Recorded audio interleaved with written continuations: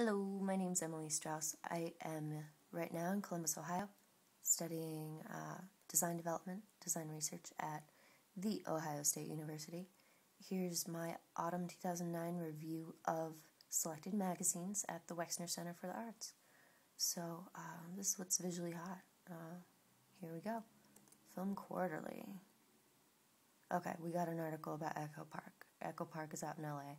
They're doing cool things with the public. The public plus media. So they do a lot of outdoor film things, DJ things, interactive things, sports. They're talking about cell phones too. This next magazine has an awesome name. They're doing really playful things with text and photographs. A little kitsch. It's great. Design Issues is a little bit more of a serious magazine without fun photographs or pictures. But the articles are pretty nice. I liked this one in particular. A capability approach. Ilsa here is talking about a bicycle. And she's making this argument that basically this function of the bike makes us, gives us the ability to move faster. And maybe that's connected to the utility and our human pleasure from moving in that way and faster. And it's not just about the form of the bike, the way it's shaped and how fast it can go and the color. It might have to do with a different thing that more so involves humans. So I liked that. By the way, all of these are individual photographs, and feel free to click on my Picasso web albums to check them out in greater detail. Here's this magazine, and let's see. It's more of a photojournalistic approach to explaining a problem. This is sort of a pictographic approach to explaining a situation, case of war. I like this quote: "Photography is an incredibly potent medium. Put a caption under a picture and suddenly it has a lot to say." Sort of neat. Here we go, next one. I like the flow they're using from page to page, sort of layout. These are new icons. The 3D going on in that top picture and the fading is really nice. Same with this. I like the tricking of the eye, the effect that some designers are able to achieve with 3D stuff. I really like tracking motion. The idea of looking at motion over the course of time is fascinating to me. This guy's work is just incredible. You sort of have to go to his website. It's pretty great. It's called listeningwithmyeyes.com. And when I looked at this in the magazine, I couldn't wait to go to the website because I thought it was going to be moving, but it isn't. It's just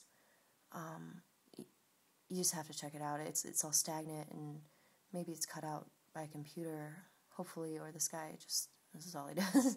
I don't know. It's impressive, but he has installations in galleries, and it's this three-dimensional text that is just so beautiful, and turning whatever it is, whether it's eavesdropping or conversations, and into something visually with words. It's just really neat.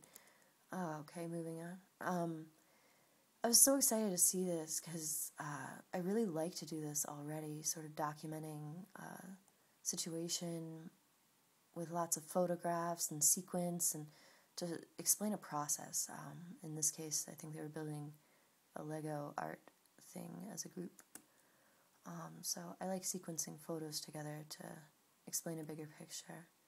This is a installation people were actually walking through, but I like the way they used space. This is a start of an article about Helvetica. And that top left one caught my eye because our very own Peter Megert definitely designed that. And speaking with him about it, connecting what you're designing for to the actual design piece is just so essential for it being significant and beautiful and well-suited.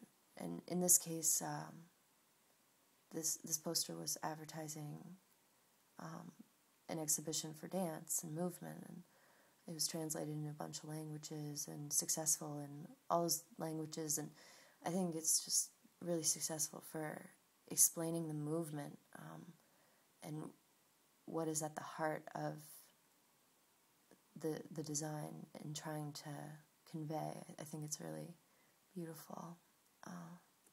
Let's see, mixing photos and text. I love. I like that negative space they're using there. This is more mixing photos with text, and it's just brilliant. I encourage you to go look at this closer.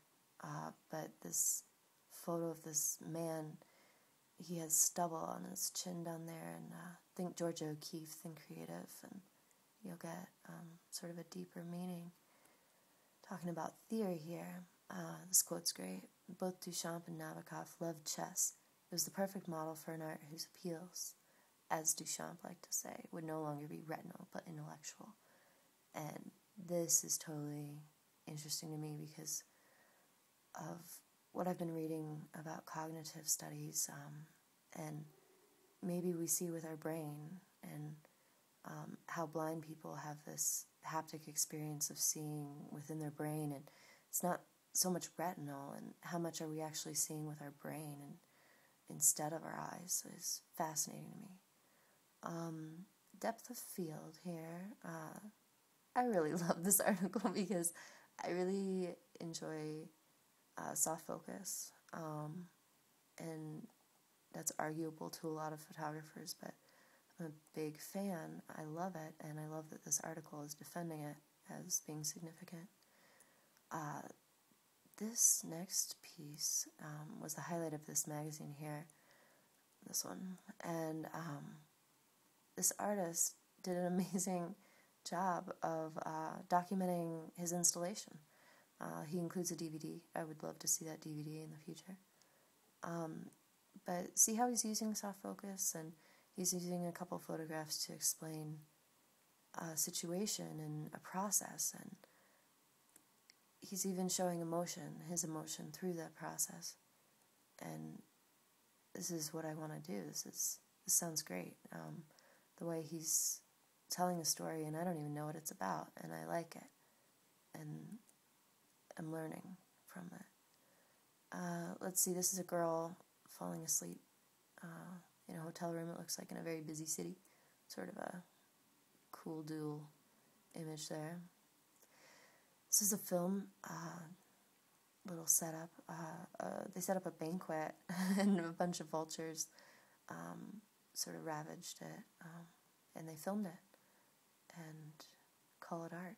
It's sort of neat. This is a very awesome photo magazine out of Amsterdam called iMazing. Here's more emotion sequenced. This is very delicate little vignettes of Japanese men, little rosy tints. It's really beautiful to me. Sort of looks like a creepy party. I don't know. But the soft focus and the mood that can be captured with different techniques, different methods of photography is interesting to me. It can make us feel a certain way. And this little guy up here is the best little face. The emotion on it is pretty great. And this concludes my autumn review of magazines. I'll be back in the winter. Thanks so much for watching. If you have any questions, comments, I would love to hear them. Thanks.